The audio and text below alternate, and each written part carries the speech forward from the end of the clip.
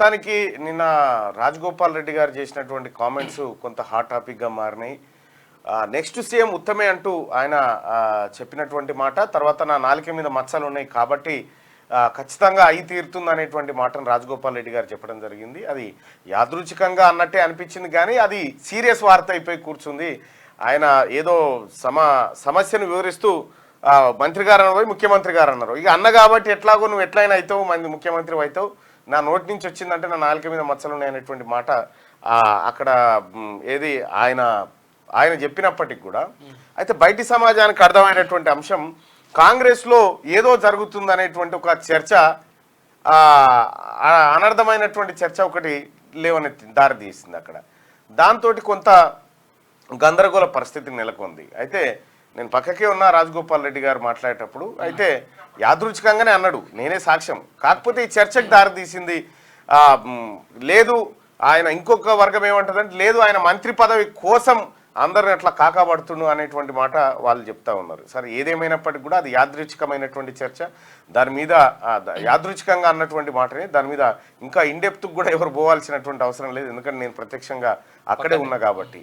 So నిన్న మొత్తానికి గంధమల్ల రిజర్వాయర్ని ప్రారంభించబోతా ఉన్నాం, పనులు ప్రారంభిస్తాం త్వరలోనే అని చెప్పి ఆలేరు నియోజకవర్గానికి సంబంధించి ఉత్తమ్ కుమార్ రెడ్డి గారు నిన్న ప్రకటన చేయడం జరిగింది. దాన్ని 1.4 TMC బ్యాలెన్సింగ్ రిజర్వాయర్ నిర్మించబోతా ఉన్నారు. దాదాపు 54,000 ఎకరాల ఆయకట్టు తద్వారా వచ్చేటువంటి అవకాశం ఉంది. దానికి న్యాచురల్ రిసోర్సెస్తో పాటు మరికొన్ని నీటి వనరులు అందుబాటులో ఉన్నాయి కాబట్టి అది సాధ్యమయ్యేటువంటి ప్రాజెక్టుగా నిన్న ఈఎన్సీ గారు అలాగే మిగతా అధికారులు కూడా సూచించడం జరిగింది. దాంతోపాటు గంధమల్ల రిజర్వాయర్ దేవాదులను పూర్తి చేయబోతున్నట్టుగా తెలియజేశారు. ఏది నిన్న భువనగిరిలో జరిగినటువంటి ఏది రివ్యూ కార్యక్రమంలో ఇది. ఇక బునాదిగాని కాలువను కూడా పూర్తి స్థాయిలో నిర్మించి మొత్తం ఇక్కడ భువనగిరి నియోజకవర్గానికి వాటర్ ఇచ్చేటువంటి అంశాన్ని కూడా నిన్న పరిశీలించడం జరిగింది.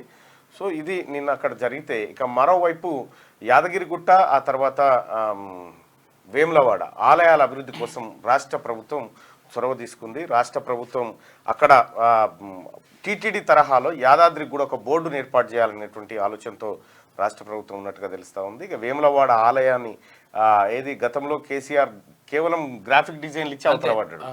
సో ఆ పరిస్థితి లేకుండా వాటిని వేములవాడ ఆలయాన్ని అంగరంగ వైభవంగా నిర్మించేందుకు రాష్ట్ర ప్రభుత్వం చర్యలు తీసుకుంటుందని చెప్పి కీసరగుట్ట అక్కడ ఏది ఎవరైనా రామప్ప టెంపుల్ తరహాలో కీసరగుట్ట పునర్నిర్మాణం చేపట్టాలని కూడా శైవ క్షేత్రంగా అది ఉంది. సో ప్రతిసారి పెద్ద జాతర అవుతుంది. అలాగే కొంత గుడులు గోపురాల మీద కూడా ఆలోచన చేస్తున్నట్టుగా కనిపిస్తూ ఉంది రాష్ట్ర ప్రభుత్వం. అయితే చాలా దవాఖాన్లు మొత్తం నిండిపోయినాయి. డెంగ్యూ జ్వరాలతోటి ప్రజలంతా అవస్థలు పడతా ఉన్నారు. ఎక్కడ చూసినా కూడా చిన్న చిన్న క్లినిక్లు కూడా నిండిపోయి ఉన్నాయి.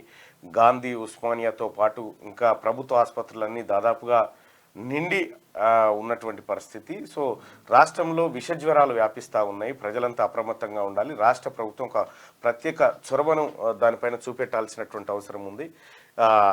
వైద్య రంగంలో మాత్రం సమూలమైన మార్పులు రావాలి. ఇక్కడ ఉస్మానియా బిల్డింగ్ కట్టే కంటే ముందు ఈ ఉన్నటువంటి ఆసుపత్రుల్లో వసతుల కల్పన పెరగాల్సినటువంటి అవసరం ఉంది. ఇక ఇది ఇట్లా ఉంటే మరోవైపు బీసీలకు 42% రిజర్వేషన్ అమలు చేయాలంటూ బీసీ బిడ్డలు చేస్తున్నటువంటి నిరాహార దీక్ష ఇవాళ ఏడో రోజుకు చేరింది. సో వాళ్ళు ఇంకా నిరాహార దీక్షను కొనసాగిస్తున్నారు గాంధీ ఆసుపత్రిలో.